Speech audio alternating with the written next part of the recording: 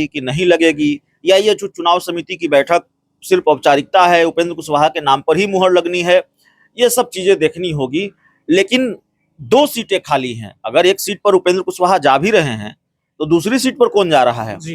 देखिए, पेच यहाँ फंसा हुआ है कि जेडीयू चाहती है कि एक सीट पर बीजेपी ने ऐलान कर दिया तो एक सीट जेडीयू अपने कोटे से किसी को राज्यसभा भेजे और एक सीट पर जेडीयू का कोई नेता राज्यसभा जाए। अब इसमें मनीष वर्मा के नाम की चर्चा होती है, इसमें किंग महेंद्र, स्वर्गीय किंग महेंद्र के भाई भोला बाबू की चर्चा होती है, सरयू राय की चर्चा होती है कि सरयू राय भेजे जा सकते हैं, नए नए जेडीयू में शामिल हुए हैं।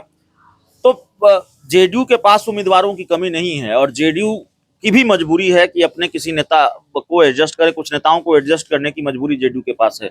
तो जेडीयू को भी राज्यसभा की ये सीट चाहिए, लेकिन भारतीय जनता पार्टी चाहती है कि दोनों सीटें बीजेपी के कोटे में आए। नमस्कार, आप 4 PM देख रहे हैं। मैं हूं आपके साथ ऋषि। बिहार से राज्यसभा की सीटें खाली हुई है, 2 सीटें खाली हुई है। लोकसभा चुनाव के बाद जो है ये सीट खाली हुई है। लगातार बीजेपी की ओर से लगातार मंथन चल रहा है। बिहार के साथ साथ जो है वो दिल्ली में भी मंथन चल रहा है। अभी हमारे साथ अभिषेक झा जी हैं, अभिषेक मिश्रा जी हैं, बात करेंगे। लगातार मंथन चल रहे हैं, 2 जो सीट खाली हुए हैं राज्यसभा को लेकर के, क्या लग रहा है, क्या माहौल है? जी, माहौल तो बाद में बताएंगे ऋषि, लेकिन ऋषि झा, अभिषेक झा हमको क्यों बोल देते हैं? आप हमको जेडीयू का प्रवक्ता क्यों बता देते हैं बार बार? कल भी आपने ये किया।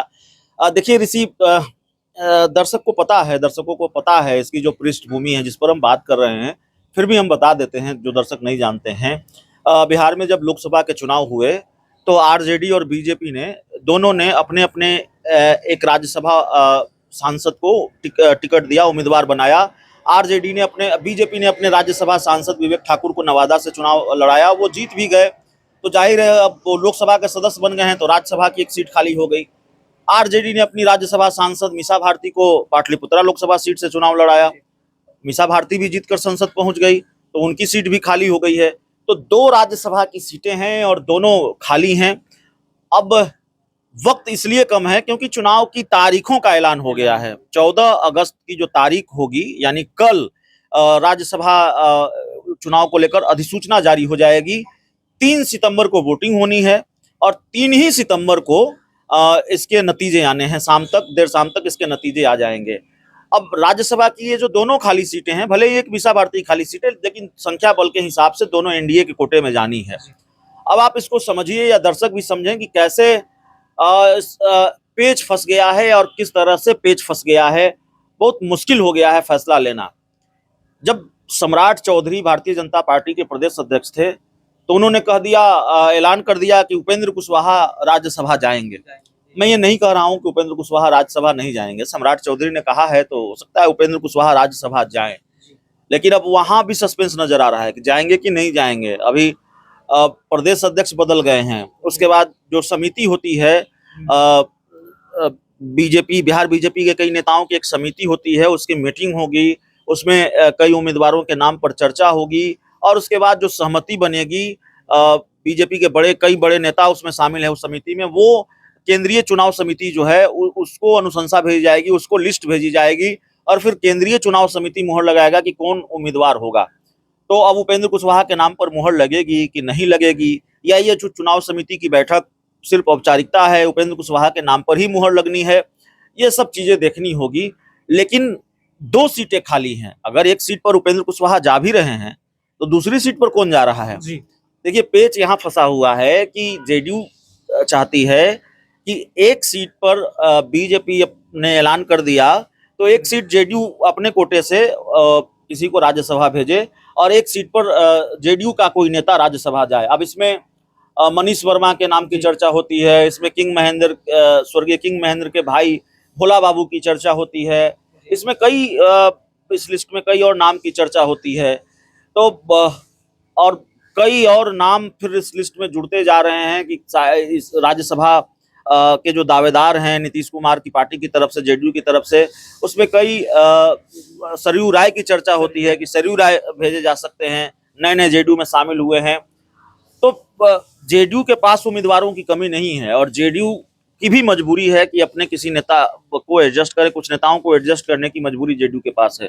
तो जेडीयू को भी राज्यसभा की ये सीट चाहिए, लेकिन भारतीय जनता पार्टी चाहती है कि दोनों सीटें बीजेपी के कोटे में आए। एक सीट, एक विधान परिषद की खाली सीट थी, तो जेडीयू ने अभी भगवान सिंह कुशवाहा को भेज दिया। तो जाहिर तौर पर बीजेपी चाहती है कि भाई एक और सुनील सिंह के सदस्यता चली गई है विधान परिषद की, उनके सदस्यता जाने से जो विधान परिषद की सीट खाली हुई है वो आप रख लीजिए, और बीजेपी दोनों सांसदों को, मतलब दोनों खाली सीट से, राज्यसभा की दोनों खाली सीटों से अपने उम्मीदवार को राज्यसभा भेजे। लेकिन जेडीयू को ये मंजूर नहीं है। खबर लगातार अड़े हुए हैं। चर्चा यह भी है, ये जो देर हो रही है नाम का ऐलान होने में, ये जो देर हो रही है, आप बताइए उपेंद्र कुशवाहा का नाम का ऐलान कैसे कर दिया सम्राट चौधरी ने? अगर कुशवाहा खुद ऐलान किए थे कि मिल करके मुलाकात हुई है। उपेंद्र कुशवाहा ने भी कहा था और सम्राट चौधरी ने भी कहा था, जो मुझे याद है। हाँ। तो फिर चुनाव समिति की बैठक तो नहीं हुई, उनके नाम की अनुशंसा तो नहीं भेजी गई, तो बिना बैठक के ऐलान कर दिया। तो ठीक है, ऐलान कर दिया तो उपेंद्र कुशवाहा जा रहे हैं, लेकिन दूसरी सीट पर ऐलान में क्या देरी है? दूसरी सीट पर कौन जाएगा, इसका ऐलान क्यों नहीं हो रहा है जेडीयू बीजेपी की तरफ से? तो कहा यह जा रहा है, या चर्चा अंदर खाने से ये बात निकलकर सामने आ रही कि नीतीश कुमार अड़े हुए हैं और वो चाहते हैं कि हर हाल में जेडीयू का एक नेता राज्यसभा जाए, जेडीयू को एक राज्यसभा की एक खाली सीट मिलनी चाहिए। सरयू राय को वो राज्यसभा भेजना चाहते हैं, जो चर्चा है सरयू राय का नाम रेस में सबसे आगे है। तो अब देखना पड़ेगा कि क्या होता है, लेकिन पेच फंस गया है, और पटना से लेकर दिल्ली तक वाकई मंथन चल रहा है और बीजेपी में मंथन चल रहा है। नीतीश कुमार टेंशन देते नहीं है, नीतीश कुमार टेंशन लेते नहीं है, टेंशन देते हैं। उन्होंने अपनी बात कह दी, वो अड़ गए कि भाई हमको ये चीज चाहिए, और नीतीश कुमार की हैसियत तो अभी किंग मेकर की है। जेडीयू बार बार याद दिलाती है कि टाइगर जिंदा है, बिना नीतीश कुमार के बीजेपी कहाँ। ये तो जेडीयू कोटे के कई मंत्री कह चुके हैं। तो भारतीय जनता पार्टी को हर हाल में डिमांड माननी पड़ेगी, और नीतीश कुमार नहीं मानेंगे तो एक सीट जेडीयू को देनी पड़ेगी, और जेडीयू कोटे से कोई राज्यसभा जाएगा, और जेडीयू कोटे से कोई राज्यसभा जाएगा, ये बात भी तकरीबन तय नजर आ रही है। तो पेच यही फंसा हुआ है। दिल्ली में बीजेपी में मंथन चल रहा है, बिहार बीजेपी में मंथन चल रहा है। नीतीश कुमार को कैसे मनाएं, या फिर उपेंद्र कुशवाहा को राज्यसभा भेजा जाए, या आरके सिंह को एडजस्ट किया जाए, किसको एडजस्ट किया जाए, ऋतुराज सिन्हा को एडजस्ट किया जाए। देखिए, ऋतुराज सिन्हा को भी हल्के में मत लीजिएगा, वो भी बड़े मजबूत दावेदार है। उनके बारे में चर्चा थी कि उनको पटना साहिब से लोकसभा का टिकट मिलेगा, और वो बीजेपी के शीर्ष नेतृत्व के बड़े करीबी हैं।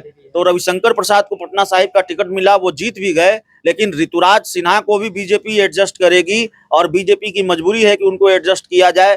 तो जाहिर तौर पर बीजेपी में भी एक अनार 100 बीमार वाली स्थिति है, और जेडीयू में भी कई दावेदार हैं। तो पेच फंसा हुआ है इसी को लेकर कि भाई बीजेपी चाहती है कि जेडीयू राज्यसभा की दोनों खाली सीटों से बीजेपी के लोग राज्यसभा जाएं, जेडीयू चाहती है कि नहीं, एक खाली सीट तो हमको मिलनी चाहिए। लेकिन जिस तरह से आप कहे कि उपेंद्र कुशवाहा के नामों के जो चर्चे हैं वो ला दिए गए थे विदाउट मंथन किए हुए, अब मंथन जो लगातार चल रहा है। मैं ये नहीं कह रहा हूँ कि उपेंद्र कुशवाहा के नाम का ऐलान हो गया तो उपेंद्र कुशवाहा को बीजेपी राज्यसभा नहीं भेजेगी।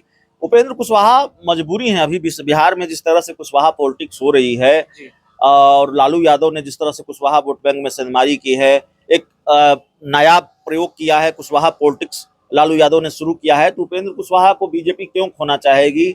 हालांकि उपेंद्र कुशवाहा की अपनी साख क्या है, उनके पास अपना वोट बैंक क्या है, यह भी सवाल है। पशुपति पारस और उपेंद्र कुशवाहा में बहुत ज्यादा अंतर नहीं है।